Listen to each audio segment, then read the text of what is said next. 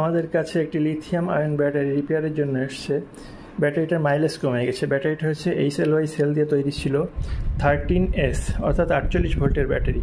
ব্যাটারিটা প্রায় 3.5 বছর আগে তৈরি করা ছিল। এটা আমাদের হাতেই তৈরি করা ছিল। দেখুন ব্যাটারিটার ডেটও লেখা আছে, 6/6/2022 সালে তৈরি করা ছিল। তো তখন আমাদের কাছে এত মেশিনারিজ অ্যাভেলেবেল ছিল না ব্যাটারি প্যাক তৈরি করার জন্য। এখন আমাদের কাছে সব মেশিন অ্যাভেলেবেল আছে। তো ব্যাটারিটা আমরা মেশিনের মাধ্যমে চেক করে দেখতে পেলাম কোন সিরিজের ক্যাপাসিটি কেমন আছে। তো প্রত্যেকটা সিরিজের ক্যাপাসিটি মোটামুটি ঠিক আছে, কিন্তু একটা সিরিজের ক্যাপাসিটি একটু ডাউন হয়ে গেছে। সেটা আমরা কম্পিউটার স্ক্রিনে দেখতে পাবো। তো আমাদের টেস্ট রেজাল্ট যেটা এসেছে সেটা হচ্ছে, দেখুন 1 থেকে 13 পর্যন্ত চ্যানেল এখানে আছে এবং প্রত্যেকটা চ্যানেলের ডিসচার্জ করা হয়েছে।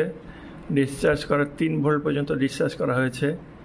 ডিসচার্জ করার পরে আমাদের এটা ক্যাপাসিটি এসেছে প্রত্যেকটা সিরিজে। দেখুন প্রথমটা 35, তারপর এটা 40, তারপর এটা 29, তারপরে 38, 39 করে সবই আছে। এটা 41 এসেছে। দেখুন এই যে সেলটা 3 নম্বর যে সিরিজটা আছে এটার ক্যাপাসিটি 29 হয়ে গেছে, অর্থাৎ 10 অ্যাম্পিয়ার এটার কারেন্ট কমে গেছে।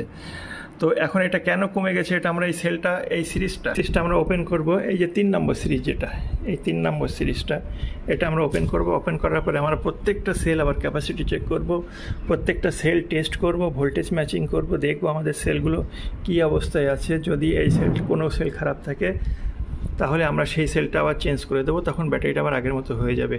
তো আপনারাও যদি আপনাদের electric scooty, electric cycle, electric ব্যাটারির জন্য লিথিয়াম আয়ন হাই কোয়ালিটির ব্যাটারি প্যাক তৈরি করতে চান, আমাদের সঙ্গে যোগাযোগ করতে পারেন